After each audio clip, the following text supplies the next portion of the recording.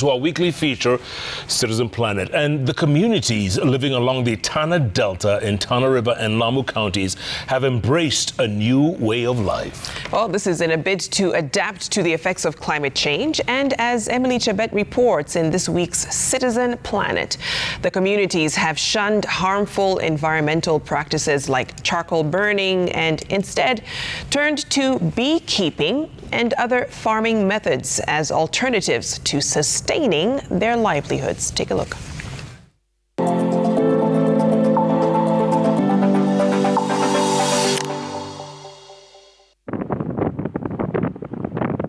It is hard to believe this place was once lush and green. However, extreme weather patterns of floods and drought that hit the Tana Delta over the years have degraded this wetland.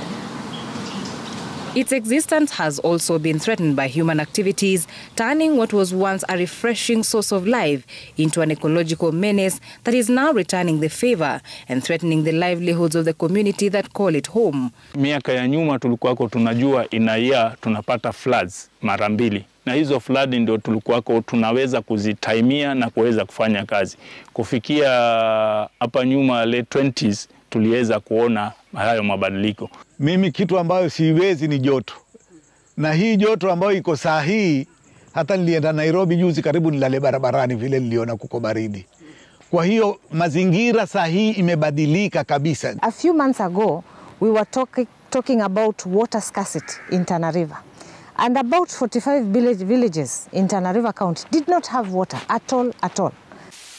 The wrath of Mother Nature is destabilizing the communities along the coast, both pastoralists and farmers alike. And even though they agree that part of the problem is their doing, they are pointing a finger at the communities living upstream and the government for what they say is lack of proper use of natural resources. Water from Mount Kenya is not arriving at the proportion that is required in the Tana Delta.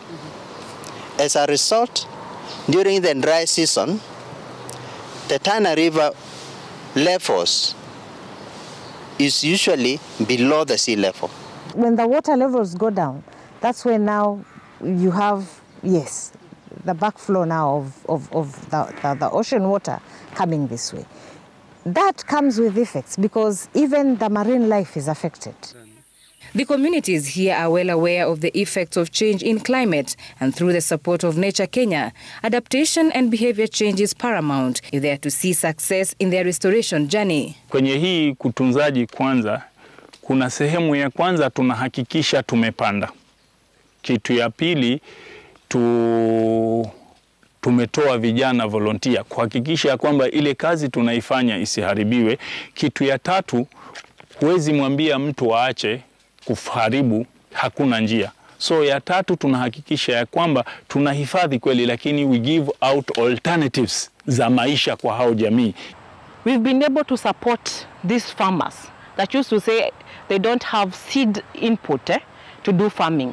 So they have to do charcoal burning for them to get money to go and buy the seeds. So if we can avail the seeds for them, they don't have to go and engage in other activities for them to get the seeds. Farmers in Shirikisho and Furaha areas of Tana Delta have turned to chili farming.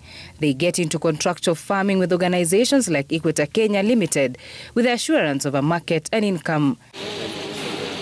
The adoption of ambitious climate-smart agriculture projects geared towards improving livelihoods, resilience to climate change, and conserving the 130-hectare Tana Delta is slowly improving the state of the Tana Delta wetland. 2018 na 2019, sasa tukandwa tushakuwa wakulima wengi na tunaendelea vizuri, maana hiki kilimo tulikiona ni kizuri, kinahimili jua na hakihitaji mambo mengi, na huku kwetu vile ni mahali kwa ukame. Sasa tukaona hiki kilimo cha pilipili kinaweza kikatufaa. If you have an area where there is surface runoff, you are losing a lot of soil, so even in terms of restoration, it becomes a problem. But with the kind of climate smart farming and the aspect of agroforestry, chili holds the soil, it slows the water movement, so it enhances infiltration, and also it acts as a cover crop. So it creates that conducive environment that can enhance production. We also work with stakeholders like the Minister of Agriculture and non-governmental NGOs like Nature Kenya, whereby they come up with programs to ensure our farmers or the crop husbandry activities does not tamper with the environment. For instance, during land preparation, farmers are advised not to cut down all the trees and leave some trees for shade for the crop, and also to ensure the environment is not degraded.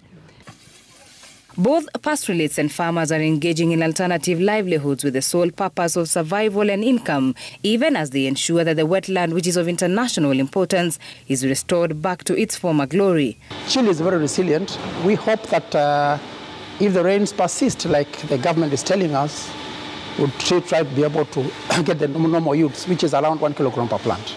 And then that one would drive us about 10-15 tons per week. We approached the pastoralists, and we are able to support them with pasture seeds, whereby they can actually plant the pasture seeds on pasture fields. And when it comes to the drought or dry season, they're able to harvest their grass and feed on their livestock. We also gave them beehives. They also harvested the honey, sold the honey, and also got income. And as the restoration process in the Tana Delta indicates a positive trajectory, conservationists have warned against continued destruction of other important water catchment areas, faulting the government for allowing a road to pass through their barriers. They are demanding policies that protect and secure all wetlands in the country. Kenya is playing leader on climate change. Kenya is playing leader on restoration, forest restoration. But also Kenya is claiming leader on destroying the same forests, which are the water catchments.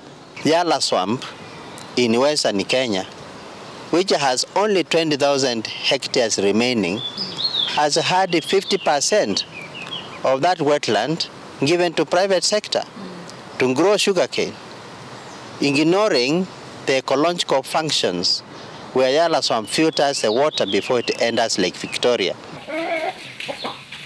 Nature Kenya and other stakeholders involved in the quest to restore the Tana Delta hope the shift happening with the communities in Tana River and Lamu counties will have a ripple effect and see other struggling wetlands become the vibrant, life-giving ecosystems they once were. Emily Chebet, Citizen TV.